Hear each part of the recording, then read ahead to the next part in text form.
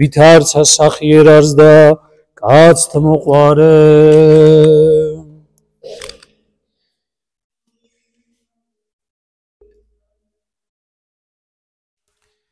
დიდება ღმერთს და მადლობა ღმერთს ყველაფრისათვის. ყველას მოგილოცავთ დიდი შაბათის დადგომას. შაბათი ზოგადად ძველი ებრაულ ენაზე შაბათ ნიშნავს ყუდროებას, დასვენებას, უქმეს, არაფრის კეთებას. აი დღეს მაცხოვარი საფლავში არის დადებული და შაბათობს. ანუ თუ ჩვენ წმინდა წერილს ვკითხულობთ, უფალი გვეძახის ხოლმე ბევრგან. ის გვეძახის ხოლმე ტრაპეზზე და სერობაზე. როდესაც სახარებას ვკითხულობ და ყოველივე მზაარსო, მოდით და ისადილენით. ის გვეძახის საიდუმლო სერობაზე, დაგვიძახა საიდუმლო სერობაზე და ჩვენ მივედით მასთან. ანუ მისი ქმედება იყო, ის გვიწოდებდა ჩვენ. ჩვენ გვეძახდა მაცხოვარი, რომ მის ვენახში მივსულიყავით და გვეშრომა. ეს მარხვაც შრომა იყო ფიზიკურად, სულიერად და ისე იგი ყოველივეს მოგცემთო, მევენახეებს რას ეუნება, წამოდითო ყველაო, პირველ ჟამს ვინ მოვიდა, მესამე ჟამს ვინ მოვიდა, მეცხრე ჟამს ვინ მოვიდა, მე-11 ჟამს ვინ მოვიდა, ყველანი მოდით და რა ის სამართლად მოგეგება მოგცემ თქვენო, ანუ ყველამ ვინც ვიშრომეთ ღვთის გულისათვის, როგორც ვინ შეძლო, უფალი გვეუბნება, რომ არაფერს არ დაგიკარგავთ თქვენ. და დღეს უფალმა დაგვიძახა თავის დაკრძალვაზე. ანუ უბრალოდ ადამიანურად წარმოიდგინეთ, რომ გარდაიცვალა ადამიანი და იმათმა რომ დაკრძალვაზე გეძახიან ხოლმე. დღეს უფალი გვეძახის მოკლედ თავის დაკრძალვაზე, თავის საფლავა დადებაზე და დამარხვაზე. ვანახებს საკუთარ თავს, ნაცემს, ნაგვემს. მოკლედ მთელი ამ წყლულებით, რომელიც დღეს წმინდა წერილიდანაც გავიხსენე და ეს დღებია ვიხსენებ და თუ კი ვინმე იტყვის, ვინ გაუკეთა დღეს უფალს ვკითხოთ, უფალო, ვინ გაგიკეთა ეს? რატომ გაგიკეთეს ეს? ყველა ჩვენთაგანი ალბათ ვიტყვით, რომ ჩვენ გაუკეთეთ, იმიტომ რომ ადამიანმა გაუკეთა ეს. ადამიანურმა ბუნებამ, რომელმაც ვერაფრით ვერ მიიღო ღვთის სამართალი და ღვთის სიმართლე. ეგოიზმში ჩაძირულმა ადამიანმა, რომელმაც თქვა, მე უკეთესად ვიცი, ვიდრე შენ. და მაინც ჩვენ გვეძახის. რა საოცარი არის, აი, ვიღაცამ რომ მოგკლას, ვიღაცამ რომ შვილი მოგიკლას, ვიღაცამ რომ ყველაზე საშინელი წაგართვას, ყველაზე საშინელი და იმ მშობელმა რო დაგიძახოს, რომ მოდი დღეს ჩემს გვერდით იყავი, ჩემს დასაფლავებაზე. ანუ თქვენი სიცოცხლე რო ვინმე ხელყოს და თქვენ თქვათ, აი, რო კვდებით უკვე წარმოიდგინეთ და ეუნებით მას, შენ დამასაფლავე რა. შენ დამიტირე, შენ გამაპატიოსნე. ანუ იმ ადამიანის ხელმა, რომელმაც მაცხოვარს მსგავსი რაღაც დამართა, უფალი გვეუბნება, რომ ისევ თქვენ მოდით, იმიტომ რომ ეს ყველაფერი მე გავაკეთე თქვენთვის. დღეს მაცხოვრის საფლავი არის გადაშლილი წიგნი.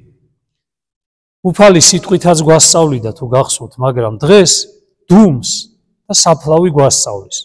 უფალი სიტყვითაც გვასწავლის და ამავე დროს აი ამ დუმილითაც გვასწავლის. ეს ჩვენ ადამიანებს არ შეგვიძლია.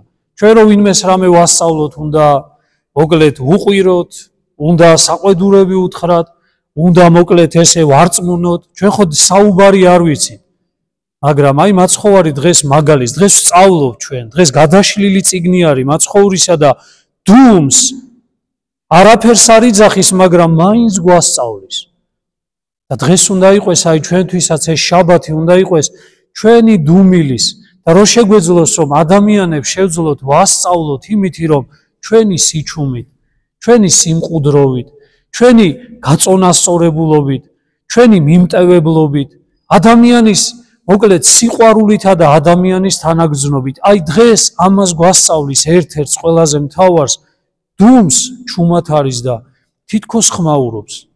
აი თითქოს ხმაური მოდის მაინც რომ აი თითქოს გარდაიცვალა, მაგრამ იქნებ ეს დღე მაინც მე ჩემი საქმე ვაკეთო, რომ მე როგორც მინდა უფალმა ერთი ღამე დაყო, სადაც თითქოს არაფერს არ აკეთებს, მაგრამ დგეხარ მისი საფლავის წინ და ხვდები, რომ უფრო მეც აკეთებს ეხლა, ვიდრე მანამდე აკეთებდა.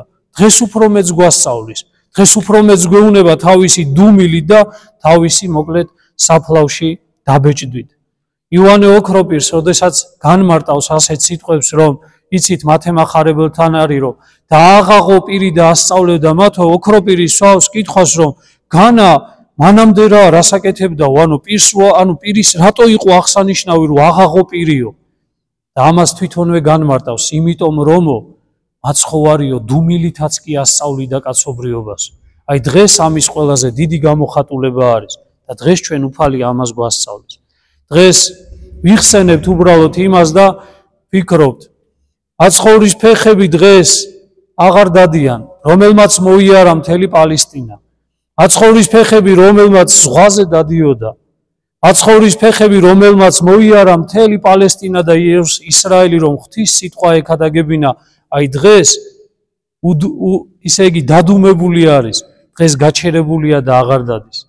მაცხოვრის ხელები, რომელიც საოცარი არის დღეს თქვენთან სოფელში ვარ და ყველა რაღაცა მაცხოვას, ოდესაც შევხედავთ ხოლმე მის ადამიანურ ბუნებაზე, უნდა ვიფიქროთ კიდევ და წარმოიდგინეთ ბავშვობიდან მას ასწავლიდა მისთვის მამად წოდებული სიმბოლურად იოსები. ის იზრდებოდა და ხელები სულ დაკოჟრილი ჰქონდა. რატომ იცით? ის დურგლის შვილი იყო. ის შრომობდა, ღმერთი იყო, მაგრამ შრომობდა. არასოდეს უფალს არ უჭამია უქმად და ესე რო ვთქვათ, აი პური, რომელიც მისი ოფლით არ იქნებოდა ნაშოვნი. ესეც გვასწავლის დღეს ამასაც სწავლობთ, რომ შრომის გარეშე ადამიანმა უბრალოდ ბოდიშით ან გამოთქმაზე დღეს სამყარო ასე არის, იოლად უნდა ყველაფერი მუქთა ხორა არ უნდა იყო ადამიანი და იოლად არ უნდა ეძებდე იმას, როდესაც შენ ქრისტე გეუნება, რომ მისი ბავშვობა 30 წლამდე სანამ ის გამოვიდოდა მსახურებაზე, მამისა და დედის ერთგული იყო და ისიც შრომობდა. და აი მერე ზუსტად ამ დაკოჟრილმა ხელებმა ქნა ის, რომ ისე იგი პური აკურთხა ამ ხელებმა და გამრავლდა. ზღვას ანუ მოუწოდა ხელები აწია, აბზვირთებული ზღვა ჩაცხრა. ეს ხელები იყო, რომელიც შეახო თვალს ბრმას და აღიხილა. ეს ხელები იყო, რომელმაც ეშმაკეულს და კეთროვანს ხელი დაადო და განიკურნა. და ეს ხელები დღეს შაბათს არის დაწყობილი ესე, ანუ დადუმებული არის. ამიტომ დღეს ეს დუმილიც ამას გვასწავლის ჩვენ. ქრისტეს დადუმებული ხელები ამას გვასწავლის, რომ რამდენი რამ გააკეთა და დღესაც ეს ხელები დადუმებული ჩვენ სიხარულს გვანიჭებენ. თვალები მაცხოვრისა დღეს დახუჭული არის. ეს თვალი ერთ-ერთი თვალი მანამდეც დაიხუჭა ქრისტეს მიერ საყვარელო, იმიტომ რომ თუ ვინმეს გააქვთ მეცნიერული ნაშრომი წაკითხული ტურინის სუდარაზე, თქვენ მიხვდებით იქ თუ წაიკითხავთ, ნახავთ, რომ ისეთი ჰემატომა ქონდა ცალ თვალზე, რომ ცალი თვალი დახუჭული იყო, ვეღარ ახელდა. ჩვენ უბრალოდ წარმოდგენაც კი არა გვაქვს რა გადაიტანა მაცხოვარმა მისი ადამიანური ბუნებით, მისი სხეულით. და როდესაც ეკლის გვირგვინი დაადგეს, ზღვარა წამოვიდა სისხლი მისგან და მეორე თვალიც კი, რომელიც გახელილი იყო, ისიც კი დაიხუჭა, ის თვალიც დაიხუჭა. მაგრამ მაცხოვრის თვალებია ის, რომელსაც ჩვენ ხატზე გამოვხატავთ და ცოდვილი, როდესაც მას თვალში შეხედავს, ცოდვილი და მისი მტერი ადამიანი, როდესაც მას თვალში შეხედავს, შეძრწუნდება და ვერ უყურებს, თვალს ვერ უსწორებს მას, მაგრამ მართალი ადამიანი, ცოდვილი თუმცა, მაგრამ მომნანელი ადამიანი და ის, ვინც სინანულში არის, მაცხოვრის თვალებს შეხედავს და არც ცხენია. არც ცხენია, იმიტომ რომ მისთვის აკეთებს ადამიანი, ქრისტესთვის ცხოვრობს, ქრისტე მის გულში არის და ყოველდღიურად ქრისტესთან ერთად არის. პირი მაცხოვრისა დღეს დადუმებული არის. რამდენი ზეციური ჭეშმარიტება ჩამოგვიტანა. არ დაგტოვა ამ კაცობრიობაში, აი ამ უგუნური და აი ამ საშინელი სამყაროს ხელში, რომ ადამიანები როგორ ტანჯავთ ერთმანეთს, ხოცავთ ერთმანეთს და ერთადერთი შუქი, ერთადერთი ნათელი შუქი, რომელიც შეიძლება იყოს ამ წუთის სოფელში, ვისაც შეიძლება ენდო და მიეყრდნო, ეს არის მაცხოვარი და მისი სიტყვა, მაგრამ მისი პირით ნათქვამი პირი, რომელითაც მან ამდენი ჭეშმარიტება გვითხრა, დღეს საფლავში დევს და დადუმებული არის. ის ყველას უსმენდა. მისი სიტყვებით ტალღები დუმდებოდა. მისი სიტყვებით, როდესაც როდესაც რაღაც ამბობდა და აკურთხევდა, პურები იკურთხეოდა, ანუ დემონები გადიოდნენ, სიკვდილი ცახცახებდა მისი სიტყვით, როდესაც მკვდრებს აღადგენდა და ის სიკვდილმა და ამ წუთის სოფელმა იცოდეთ, სამაგიერო გადაუხადა. დღევანდელი დღე არის თითქოს ბოროტებამ გაიმარჯვა. თქვენ წარმოიდგინეთ ახლა მდგომარეობა მოციქულებისა, დედისა, მენელსაცხებლე დედებისა, იოსებ არიმათიელისა, ნიკოდიმოსისა დადეს საფლავში და დიდ ქვას აგურებენ ზედ და ფიქრობენ რაღა გვეშველება. დავკარგეთ. დამთავრდა თითქოს ყველაფერი და აი დღეს თითქოს ჩვენ ქრისტიანები დღეს ვიცით რომ აღდგომა მომხდარია, მაგრამ მათთვის რა რთული იქნებოდა ეს, უკანასკნელ იმედს ასაფლავებენ და დიდ ლოცადებენ ზედ და ფიქრობენ რა გვეშველება ახლა, რა იქნება, რა იყო ეს 3 წელიწად ნახევარი, მოხვედი, გითხარი და ისევ რო წახვედი, ნეტა რა არის ეს, რომელიც გააკეთე. და თითქოს დღეს ისე იგი სიკვდილი ფიქრობს, რომ დაამარცხა მაინც მაცხოვარი, ფიქრობს, რომ ჯოჯოხეთში ჩავა მაცხოვარი და მაინც მოიმწყვრევს, როგორც მანამდე მართლის გაწვდენაზე აღდგომა. საღამოთი შევიკრიბებით და ქრისტეს აღდგომას შევეხებით ესე. წუხარებთ, მაგრამ ამავე დროს მწუხარებასთან ერთად სიხარული შემოდის, განსხვავებით იმათი, ვინც მაშინ პირველ შაბათს განიცდიდა ამ ყველაფერს და პირველ შაბათს იყო გამცდელი მაცხოვრის დაკარგვისა. და არ დაგტოვა ჩვენ უფალმა მარტო ამ წუთის სოფელში. და ეს არის აღდგომის სიხარული. აღსდგა უფალი და აი იმედის გარეშე არ დაგტოვა. აღსდგა უფალი და სიკვდილი და სიკვდილის შიში აღარ მეფობს სამყაროში და ადამიანში. აღდგომა მისცა, რომ იცოდეთ, ჩემო მეგობრებო, ყველაფერს შინაარსი. ცოდვილებსაც კი ცოდვილებს რა, ადამიანებს, რომელთაც ზულთ კიდე ქრისტე. დღეს უამრავ ადამიანს ქრისტეს ზულთ, მისი სახარებას და სიტყვაც ზულთ, ეკლესია მისი მისტიური სხეულიც ზულთ, ქრისტიანებიც კი ზულან თავისი ამ რწმენისათვის. მრავალი ადამიანია, რომელიც დღესაც ზულობს ქრისტეს, მაგრამ ისინიც ვერ ხვდებიან, რომ მათთვისაც მოხდა ეს, როგორც ადამიანებისთვის. აღდგომა ყველასთვის არის. თუ კი ისინი ოდესღაც მოვლენ ეკლესიის წიაღში, მოვლენ ქრისტესთან ამ აღდგომის თანაზიარები გახდებიან, იმიტომ რომ უფალმა ყველასთვის გააკეთა ეს. ყველასთვის შემსჭვალა ცოდები, ყველა ცოდვები შემსჭვალა ჯვარზე და ყველასთვის დაითმინა ის და აღდგომაც ყველას სიხარული მოგვანიჭა. აღდგომა არის ის, რომ დღევანდელმა სამყარომ უბრალოდ თავისი ნამდვილი შინაარსი შეიძინა. შინაარსი, აი ეს აღდგომა რო არ ყოფილიყო, ჩემო მეგობრებო, დილით არ გაიღვიძებდი თქვენ და სამუშაოს არ დაიწყებდით.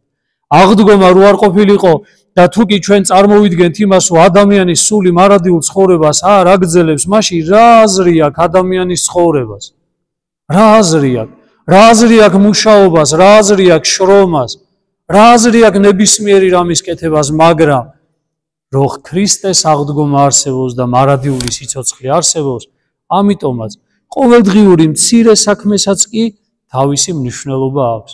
მცირე საქმესაც კი, თუ კი ღვთის სადიდებლად აკეთებ, ადამიანი მიწასთან მუშაობ, გარეთ დადიხარ, რასაც არ გინდა აკეთებდე, სამსახურში მიდიხარ, ანუ მეპირუტყვეობას ეწევი, მებაღეობას ეწევი, რაღაცა უფრო სხვა საქმეს აკეთებ, შეიძლება ადამიანი ყველაფერს მხოლოდ იმიტომ აქვს შინაარსი, იმიტომ რომ ქრისტე აღსდგა.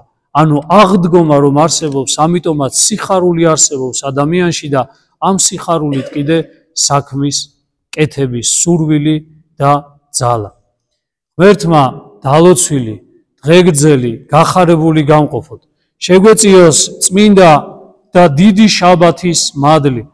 შეგვეწიოს ვნებანი უფლისა, ღვთისა და მაცხოვრისა ჩვენისა იესო ქრისტეს შეგვეწიოს მისი საფლავად დადების მადლი. შეიძლება არასწორად ჟღერს, მაგრამ დამიჯერეთ, ძალიან დიდი მადლი არის. მადლი მოდის საოცარი საფლავად დადების შემდეგ ადამიანის გულში და ადამიანის გონებაში. ნათლდება ჩვენი მთელი სულის ძალები და პიროვნება ჩვენი. ღმერთმა დალოცვილი, დღე გრძელი და გახარებული გამყოფოთ ყველა. ამინ.